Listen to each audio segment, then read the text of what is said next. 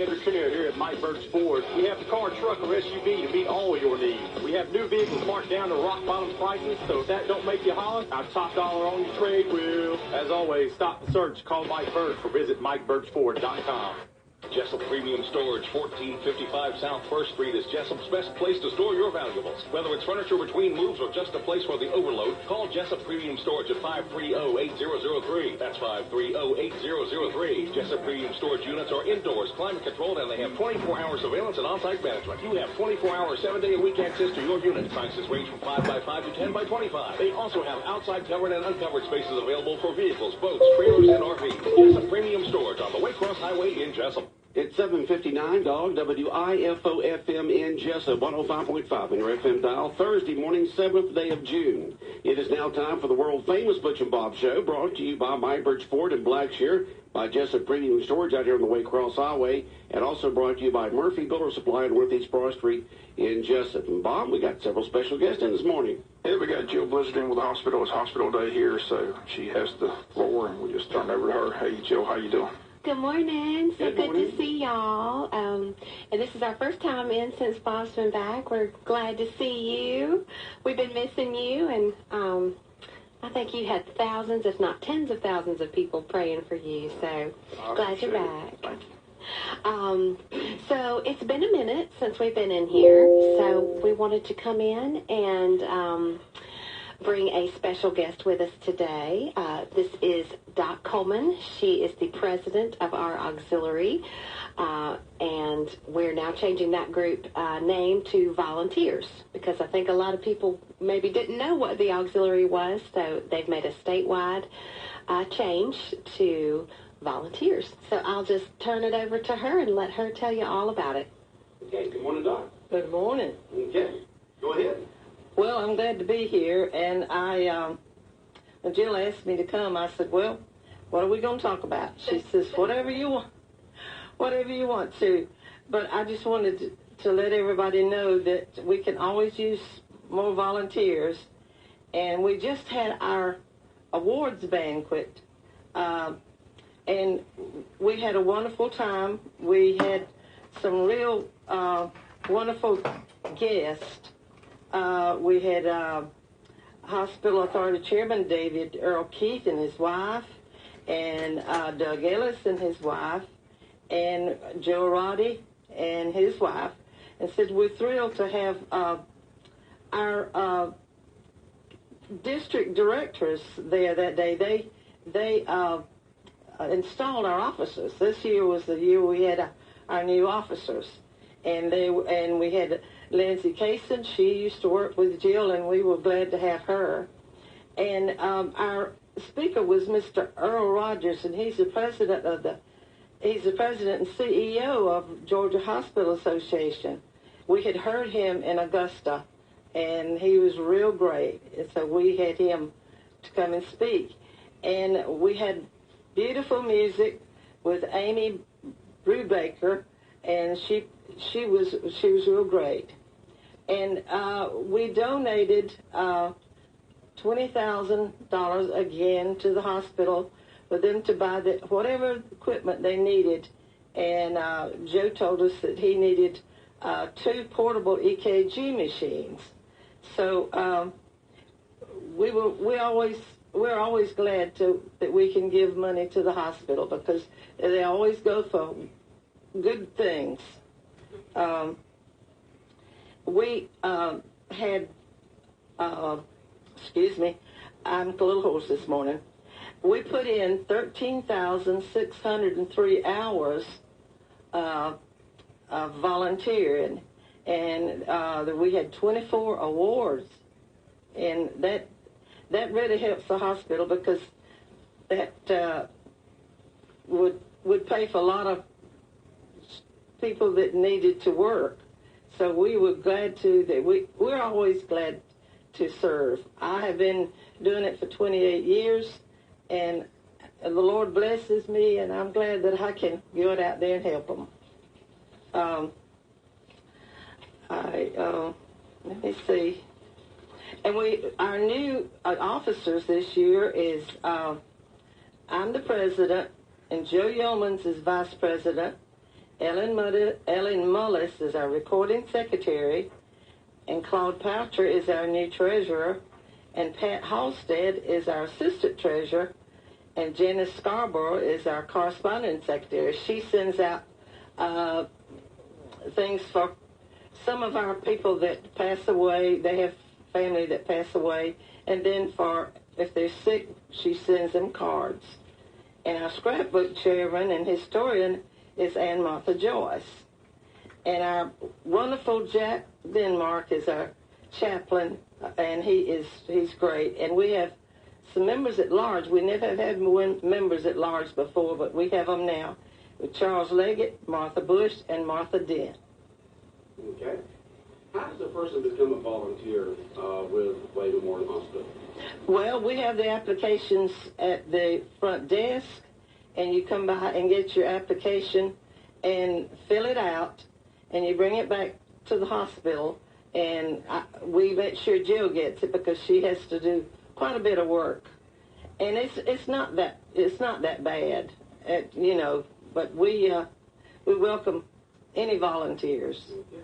You can work as little as how many hours a week to as much as you want? You can work, one of our shifts is three or 3.5 hours. So you can work at 3.5 You hours shift all week long, just one time, or what more? You can work, yes, if you can work every day if you want to. But you can work. But just but one. you can work as little as 3.5 hours a week. Yeah. And and it says it has to be 100. I wouldn't call that work. I just call it volunteering. Yeah, 3.5 hours a week. Well, it is. Yes, and we want to make it as easy as possible, too. So if it's not convenient for you to drive up to the hospital and walk into the front desk, you can just give us a call, and I'll be happy to mail an application to your home. Okay. It's a simple one-page application, and then once you turn it back in, we take it from there. That number to call is 427-6811 or 530-3115. And we understand people have lives outside of volunteering, and so we do ask for one shift a week, but we understand people go on vacations, and our volunteers are naturally giving and serving people, and so they're really good about covering for one another if you have to be out. But we have a lot of retirees. We still have some folks that are working part-time that also like to volunteer. One person that she mentioned that's one of our officers, Mr. Jack Denmark, he's a former nurse at Wayne Memorial. So that made for the perfect volunteer. That's right. So, anyway, I didn't mean to. That's okay. That's okay. And that she mentioned award winners. Maybe we should call those names out. All right, I'll be glad to. All right, Doc, go ahead. Who's some of the award winners with the volunteer department there at Wade Memorial Hospital? Yes. Our 100 hours, you're supposed to work 100 hours a year. And our 100 hours were Martha Bush, Lorraine Duval, Geneva Kaysen, Claire Yeomans, and George Causey. And our 500 hours was Mike Priester. 1,000 hours was Pat Halstead, and 1,500 hours was Dewey Cruz, Yvonne Johnson, and Robert Shaw. 2,000 hours, Loretta Boykin, Judy Roach, and Joe Yeomans. 3,000 hours was Donald Holland and Ellen Mullis. 35,000 hours, Ann Martha Joyce and Charles Leggett. 5,000 hours was Martha Dent. 5,500 was Sandra Shuptrine. 6,000 hours was Claude Poucher. 7,000 hours was Janice Scarborough. 9,500 was Jack Denmark. 10,000 was Johnny Shuptrine. And I had 20,000 hours. Wow. Well, it has taken me 28 years to get it. It's taken 28 years to get there, but 20,000 hours, Doc, you have done that. Congratulations. Thank you, sir. Yeah. I enjoy it. I really do. Well, you must. Because you volunteer to do it. Yes, sometimes I work 3 days. I've cut mine down from 4 days to 3 days a week now. All right. I'm getting old. You get that. still young at heart, though. Oh, Still yes, young at heart. yes. Somebody asked me one day, says, well, Doc, when are you going to retire or quit? I said, when the Lord leads me not to, and I'm not able to go. I just really enjoy it. I know we have gone to Augusta, and there was one lady was 90-something years old, and she was still volunteering. Still volunteering? Yes. Well, they say that volunteer work and doing charity work and volunteer work helps you mentally and physically. Yes, it does. It helps you stay sharp. It helps you stay physically better. And it also puts you in a better mood when you're doing something for someone else. It actually improves you.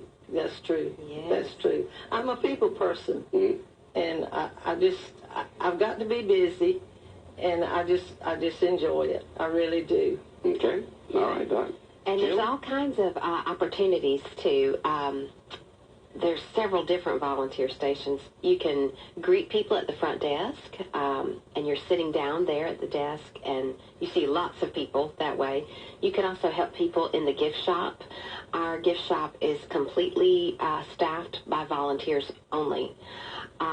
You could also help families in the second floor waiting room. So that's a fun place to be. There are babies being born, but there's also people in and out for day surgery. And Been there, done that. Yes, I think most of Wayne County has.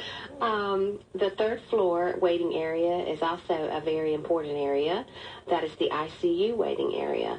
Sometimes there are visitors in from out of town that have come to see a loved one, and they just might need to know where the closest store is, or restaurant, or gas station. So we have a volunteer station there as well. We also have a transport station, and that's where the 3 or 4 volunteers work together at a time. They help tote specimens from one area of the hospital to the next, or papers. Sometimes they're pushing someone in a wheelchair or in a stretcher. And we also have a thrift store downtown. That's the only volunteer area off-site. But it's right there across from the Fairhaven Market on Southwest Broad Street at Magnolia Street. They are busy and hopping, so that's another retail area. But we, with all of these areas, this past year, they contributed, as Ms. Doc said, 13,603 hours of their time, and that's just in 12 months.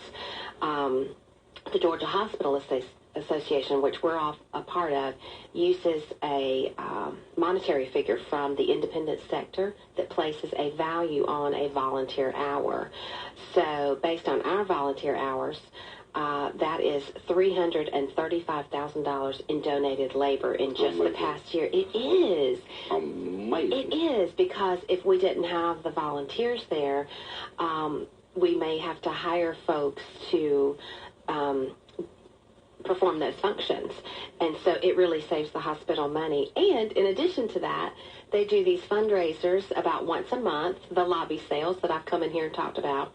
Okay, before we get in the cell, let me go ahead and read. You can always text us with questions and comments, folks, at 912-427-3711. Our main business line is text-enabled, 912-427-3711.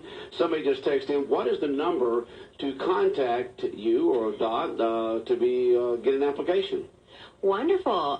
They can call me direct at 530-3115, and I'll be happy to mail it to them. Well, 530-3115. Or Okay. That's the they number you can call to get an yes. application. And if you forget that, if you're driving somewhere and listening to this on the radio, you can always just call the main hospital line. It's 427-6811. That's on our website. It's on our Facebook page, our Twitter page. And we have them, actually, we have volunteer applications, not just at the front desk, but at every single volunteer station. So the thrift store, the gift shop, we try to spread them out. Right. So if it's not convenient for you to come to the hospital to grab one at the front desk, I'll be happy to mail you one, and we can have a conversation over the phone. We do have after we get the completed application, we have a fun, and we try to make it very non-intimidating interview process with our auxiliary board. It's very casual, about 20 minutes. We get to know you get to know us. We've also had people come through the door that they like to do office work or they like to do paperwork. And so we've put them working in the office. So there's a place for you, I'm sure. So just give us a call and we'll talk about it. All right. Joe Blizzard from Wayne Memorial Hospital. And are the other things that you want to talk about the hospital's doing right now? Sure, yes. And before we wrap this up, I wanted to just go back to the sales thing because we do have a sale this month. Okay. So all of the volunteer hours that this group just gave for the past 12 months, that was totals $335,000 in donated labor.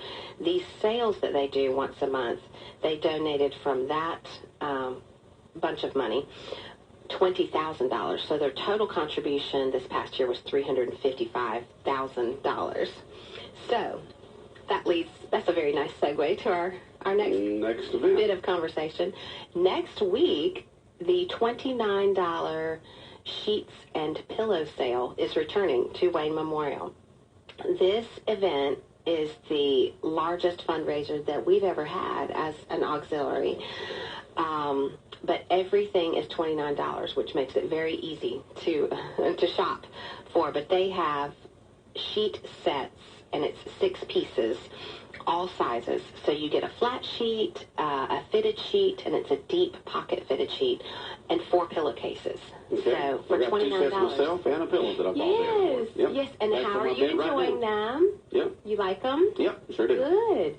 So those of you that have folks going off to college, every now and then they'll have the twin size or the, I think one time they had the twin extra long size, which is great for a dorm.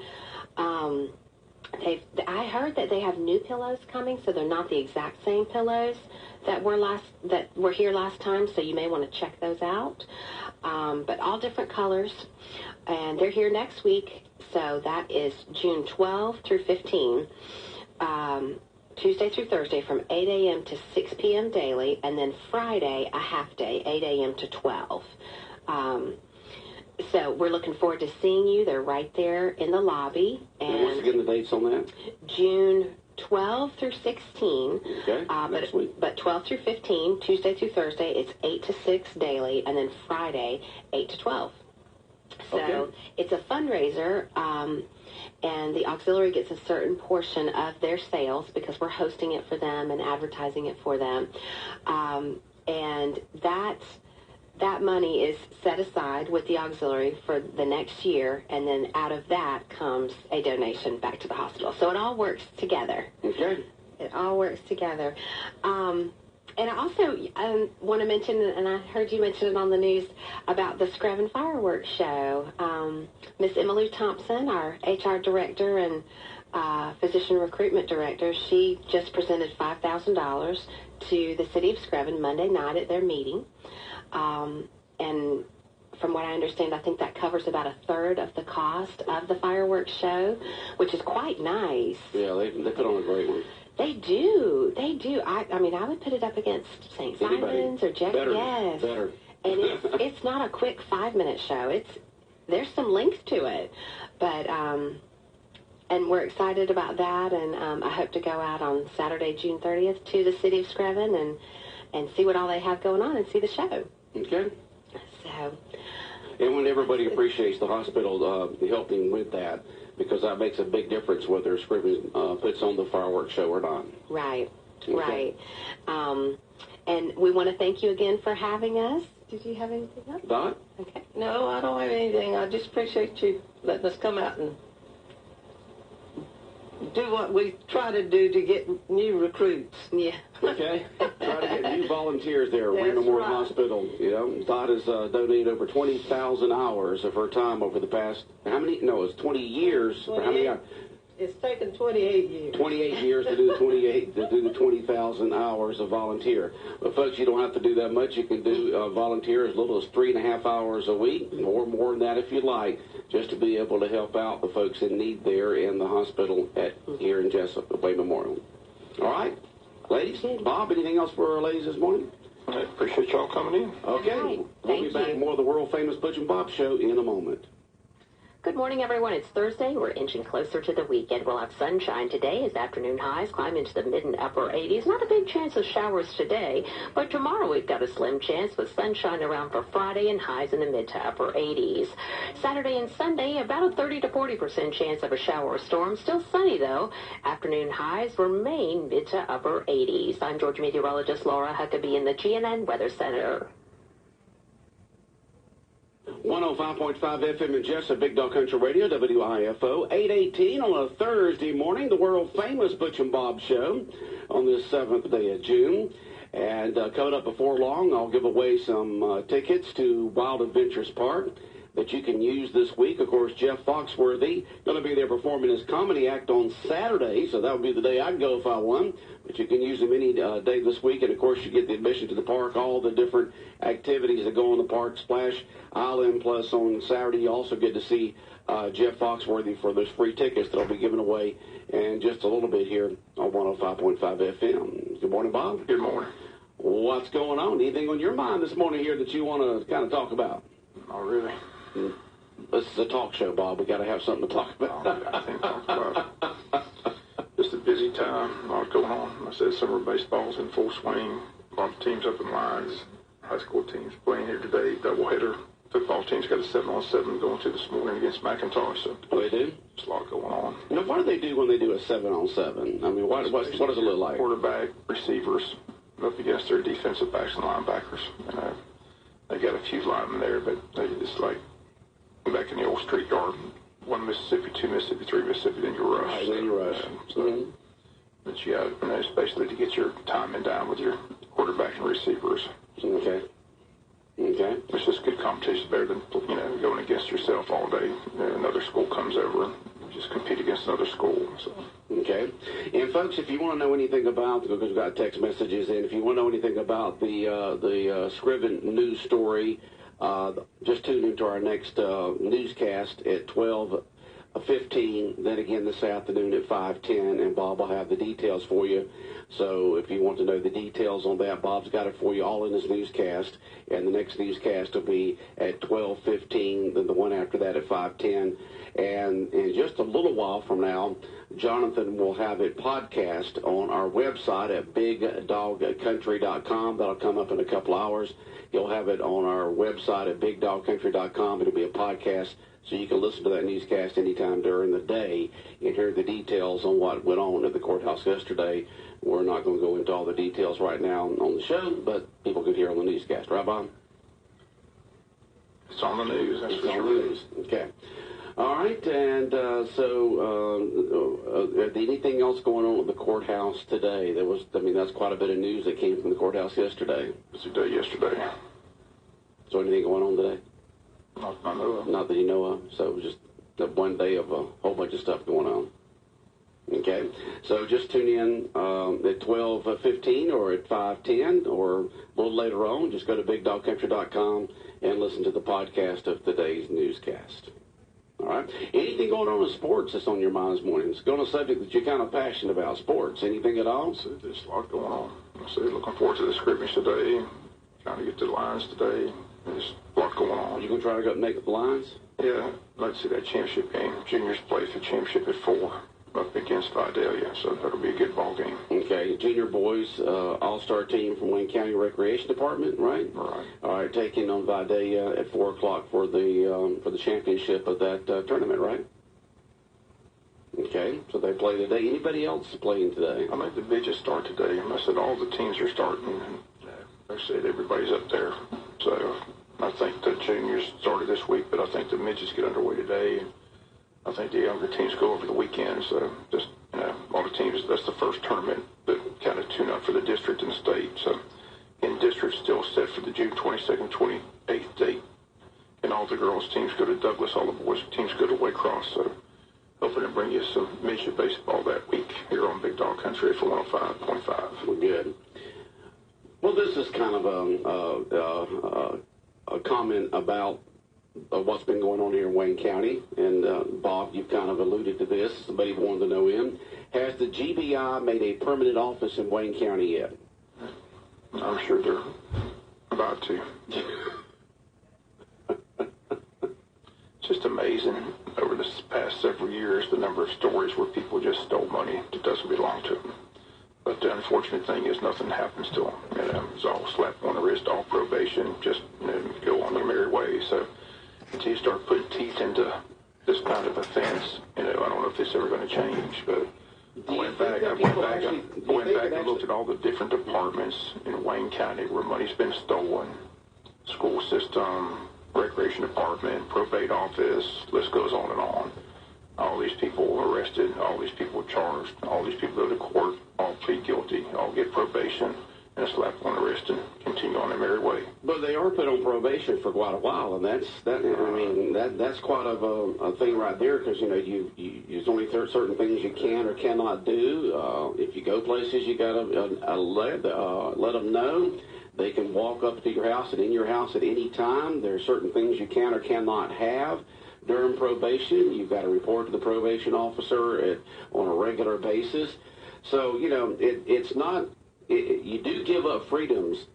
You're just not behind bars in these kind of situations. And do you really think that the folks that are taking money, do you really think they think about the punishment at that time?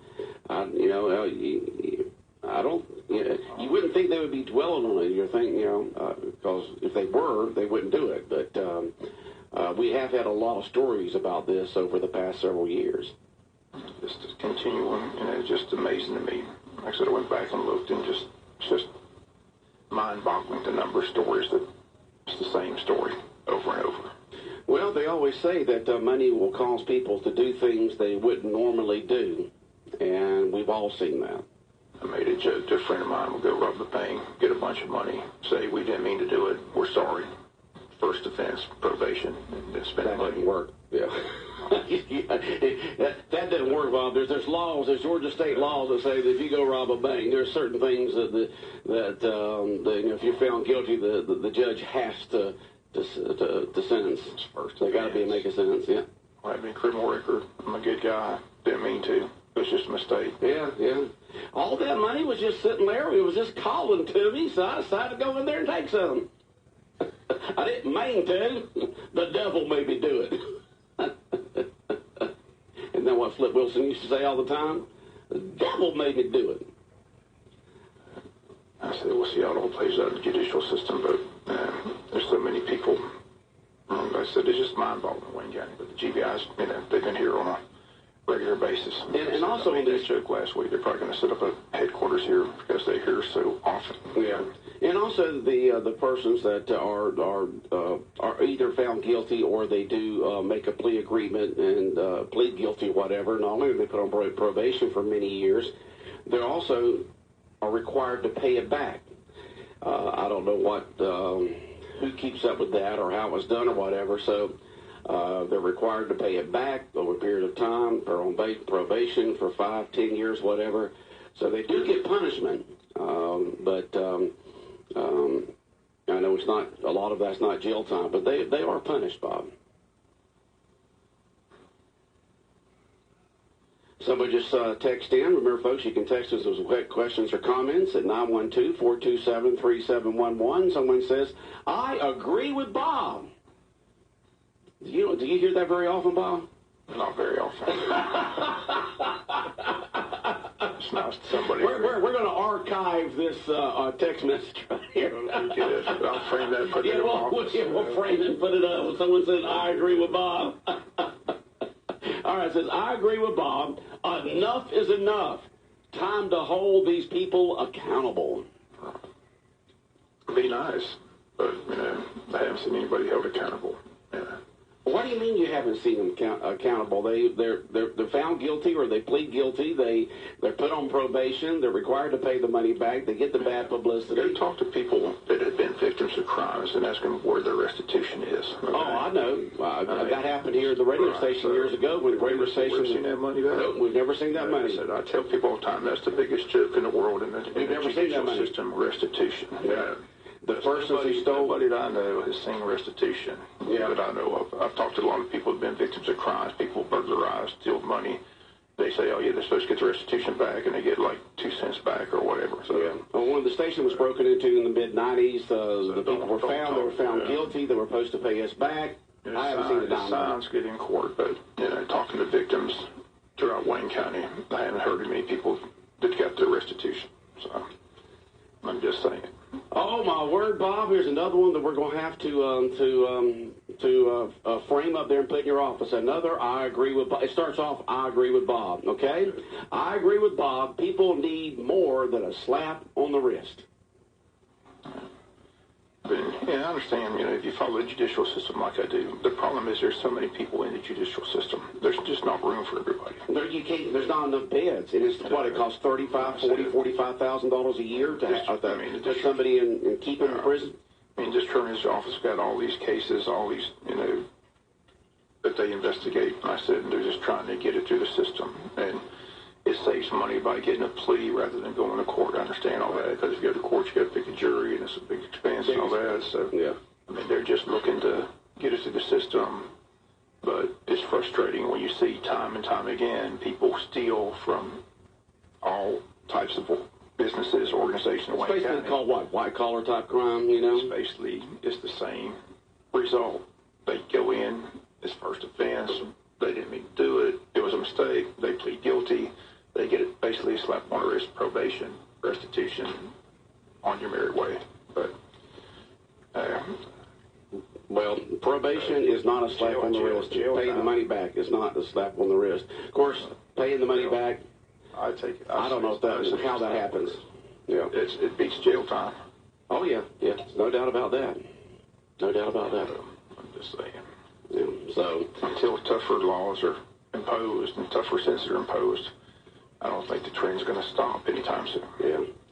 Well, as you mentioned, the judicial system is in a, like everybody else out there, they're in a budget situation. It takes a lot of money to take somebody to trial. It takes a lot of money to keep somebody in jail and prison. I know the last figure I heard was somewhere around the $35,000 a year level, maybe more, to house somebody for a year in jail or prison. And so if they've taken X amount of money from the different things that we've talked about for the past several years, it wasn't a violent crime. They didn't actually go up to somebody and take it from them. They just, what they call white-collar crime, and they plead guilty to it and say, I'm sorry, and they put on probation for 5 to 10 years and forced to pay restitution and stuff like that. They are punished in a certain way, just not as much as some people think they should be. I think the jail administrator got a sweet deal with probation and 180 days in a PDC for all that he did yesterday. He pleaded guilty to bribery and violation of office for all that foolishness that you list on the news. That was, again, I told everybody that's the way that was going to go. He wasn't going to jail. He wasn't going to go to trial, because if he went to trial, he'd go to jail for 10, 12 years. So he's going to plead guilty to probation and that's what he did. So. But that's a sad story for the jail administrator to be doing all that he did and pled guilty to yesterday. I mean, that was shocking to hear that. That's been going on since 2011. Yeah. Well, that was just the agreement worked out between his attorney and, I guess, the DA's office. And that's a sweet deal. Yeah. And so, someone else, Bob, you got a lot of people agreeing with you this morning. I'm not going to mention the person's name. I'm just going to mention their first name. This is Aaron, and I agree with Bob. It's time to do time. Okay. I agree with Bob. It's time for them to do time. Tired of people getting away with probation and not getting jail time. There's not enough jails. Jails are not enough beds. There's not enough money to keep them in there. So sometimes the DA's office and the law enforcement office have got to say, all right, who do we need to put in there, and who do we need just to get the plea agreement and put them on probation and ask them to pay restitution, because there's just not enough beds, there's not enough money to keep them all in there. So they have to decide, all right, this is more of a violent type of crime, or a crime where the Georgia law passed by the legislature says a person has to do time if they're found guilty of a certain crime. There's not, if there was laws out there that said that they had to, then they would be put in there. But because of money constraints, the DA offices around the state are make plea agreements on these so-called white-collar first-time offense crimes. I mean, we do have a first-time offenders law in the state of Georgia. Now, if these folks did this again, then they're probably looking at time. But there's a first offenders law in the state of Georgia where you can do a plea agreement in certain situations and be fined, have to pay restitution, and put on probation. I was pleased that Judge Lane did not let him plead first offender's status yesterday. I mean, they requested that, but that was denied by the judge, so I was glad to see that. So he didn't do that, and the jail administrator. Jail administrator He wanted to plead under first offender status, but the judge denied that. Denied that, okay. All right, someone just texted in, and their take on all this is, and all this situation has happened over the past several years, it's the who you know and high status people that seem to get the breaks and deals, it seems. Don't know. It seems like in a lot of situations it may be people like that, but we've seen situations before where it wasn't so-called high-status people, too. I don't know. I really can't comment on that. I don't know. Go, Bob! Here comes another text message. You started something here this morning, Bob. It says, go, Bob. Start the revolution. I'm mad as Hades. I'm not going to say the word. I'm mad as Hades and not going to take it anymore. And that's from the movie Network. This is the movie Network. I'm mad as Hades. I'm not going to say the word. I'm mad as Hades and not going to take it anymore. From the movie Network. So go, Bob. Bob, you got a fan club out there this morning. Yeah. Good to know. Might be the first time ever on the First time. Hey, this is history being made this morning, folks. Bob's usually trying to defend himself, and this morning he's got a fan club out there. All right, the Go Bob fan club. Well, Bob, we're out of time. All right, have a good day. All right, the world-famous Butch and Bob Show brought to you by Murphy Builder Supply on Northeast Broad Street in downtown Jesup, by Jesup Premium Storage, and also brought to you by Mike Birch Ford in Blackshear. The time now is 8:36 on this Thursday morning. We appreciate you waking up and tuning in with the big dog. And we're going to take a quick break right now. And remember now, coming up in just a moment, we're going to give away some free tickets to